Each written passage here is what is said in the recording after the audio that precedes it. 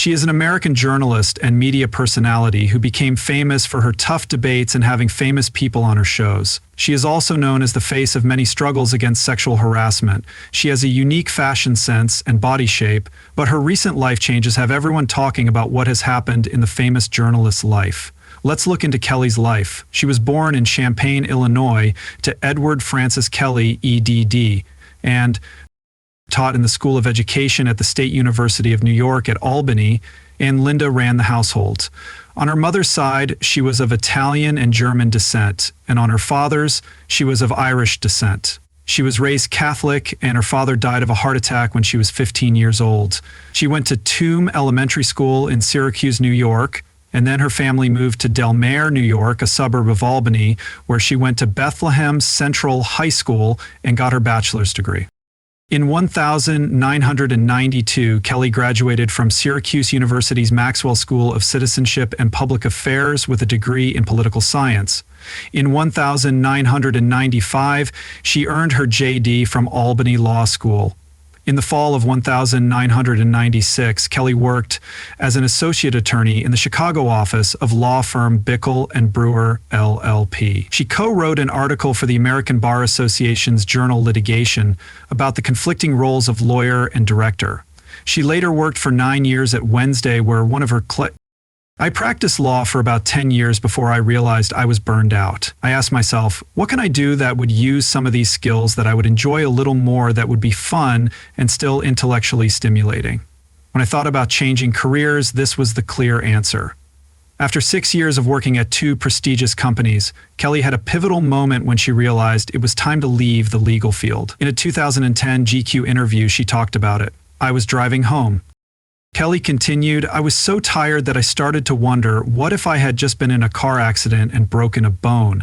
I want to live a long and happy life, but if I shatter my femur, I will be out of work for at least 3 months. This made Kelly change careers, which was a smart and profitable choice. In 2003, she moved to Washington, D.C., and was hired by an ABC affiliate. As a general assignment reporter for WJL-TV, Kelly covered both national and local events. She was there for live coverage of the confirmation hearings for U.S. Supreme Court Chief Justice John G. Roberts and Justice Samuel Alito, as well as the retirement of Justice Sandra D. O'Connor, the death of Chief Justice William Rehnquist, and the 2004 presidential election. Later, CNN President Jonathan Klein said he regretted not hiring Kelly as a reporter at the start of her career because Megyn was the kind of talent that he would have loved to have had. Kelly attacked Britney Spears in January 2009, saying that the song If You See Amy had rude and allegedly sexually suggestive lyrics. She asked the Federal Communications Commission, FCC, to either ban the song or limit airplay to times when kids aren't likely to listen, like during a Fox News show. In response, Britney Spears put a spoof of a blonde news anchor on a show called American News.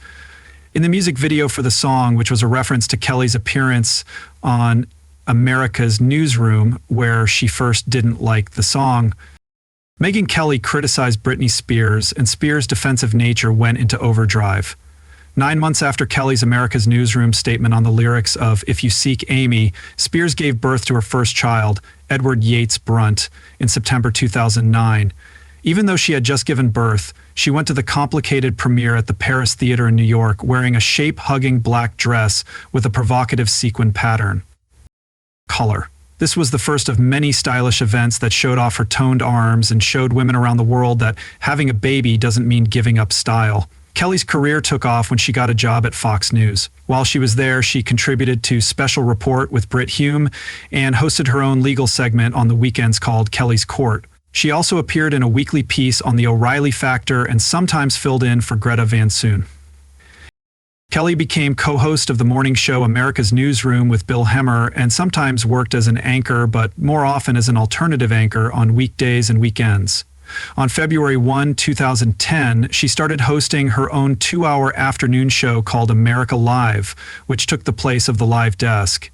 In 2010, she was a guest panelist on the late-night Fox News satire show Red Eye with Greg Gutfeld. In 2010, viewers of America Live increased by 20% with an average of 1293000 viewers, and 4% with an average of 268000 viewers in the 25-54 age group by the end of the year. She hosted a New Year's Eve special with Bill Hemmer, which made her career even stronger.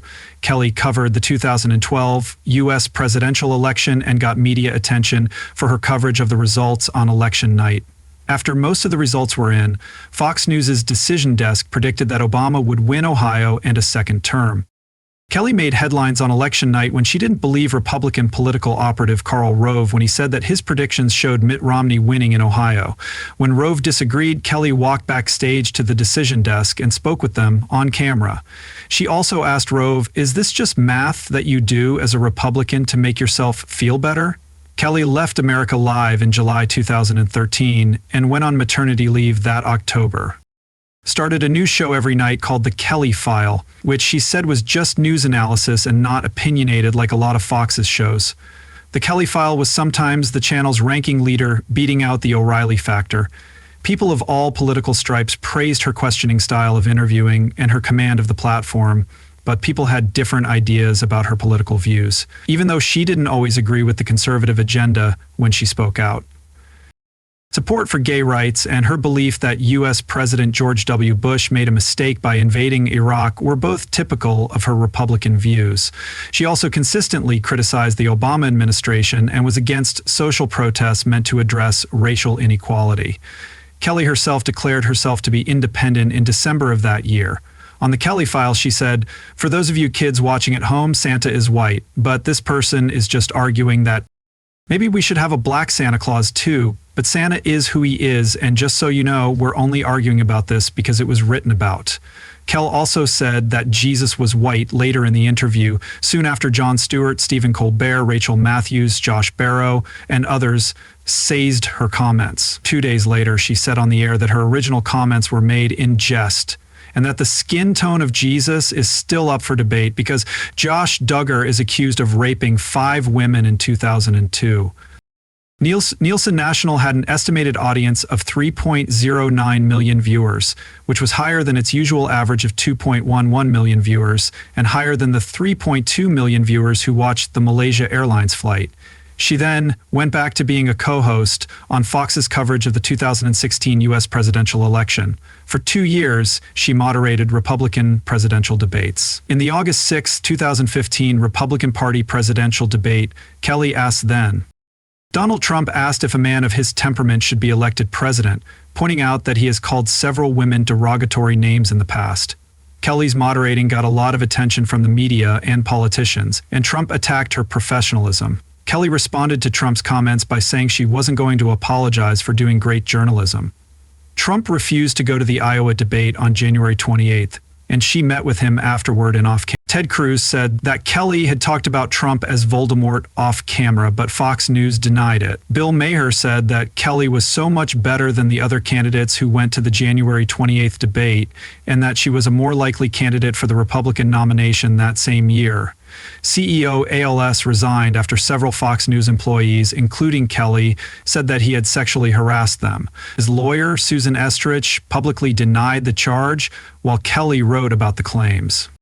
In the memoir Settle for More, he talked about Trump, in addition to the journalism she wrote. Kelly then signed a deal with HarperCollins to write an autobiography that would be published later that year. The deal was worth more than $10 million.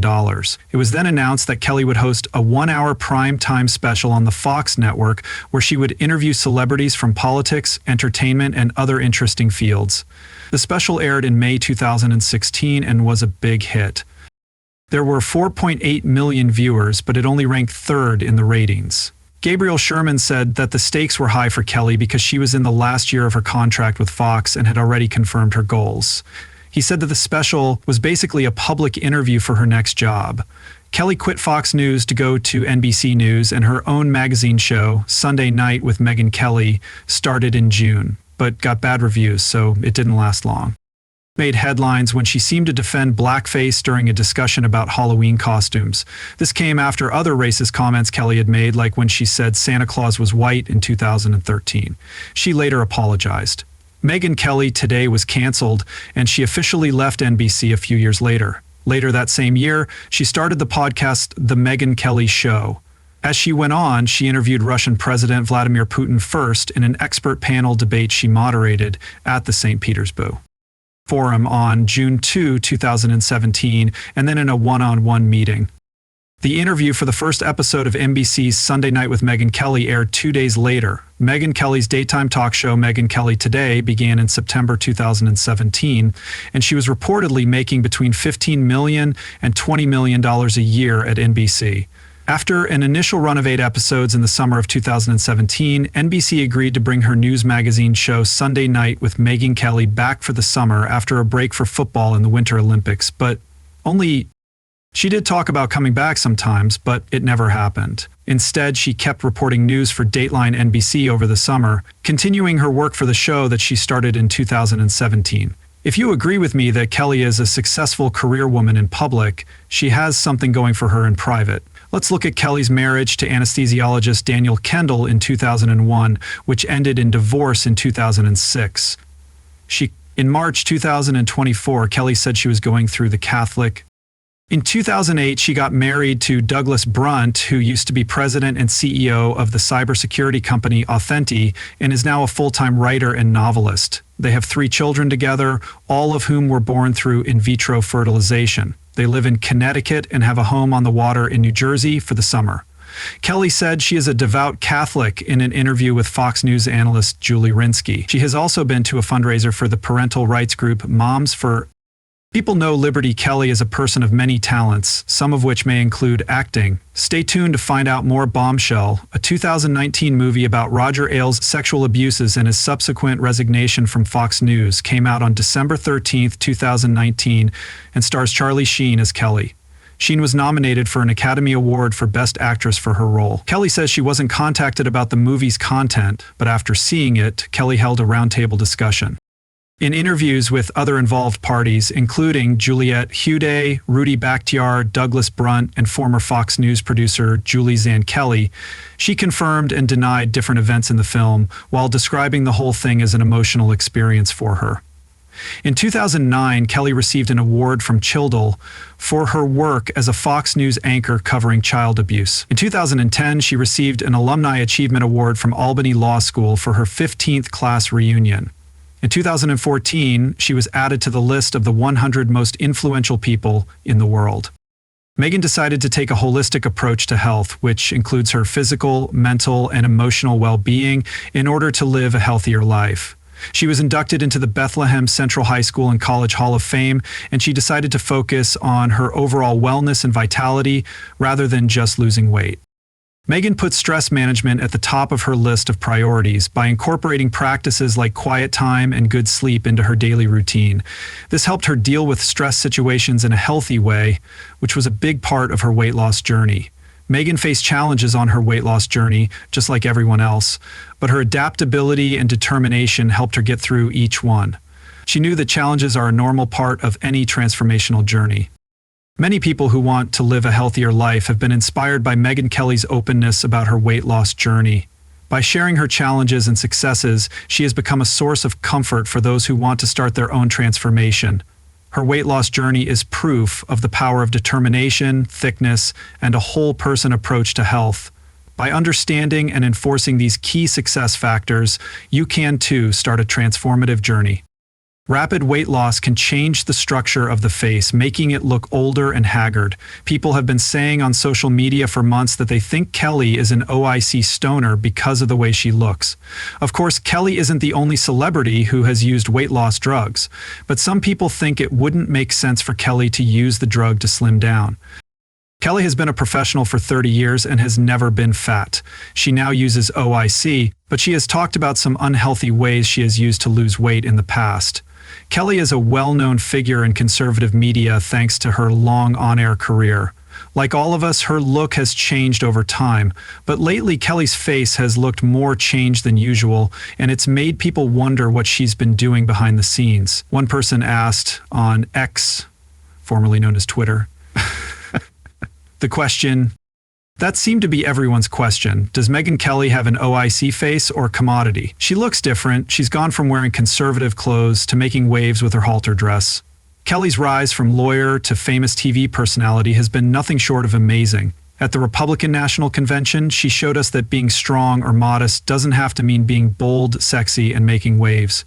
Even though Kelly doesn't consider herself a feminist, her support for women is clear.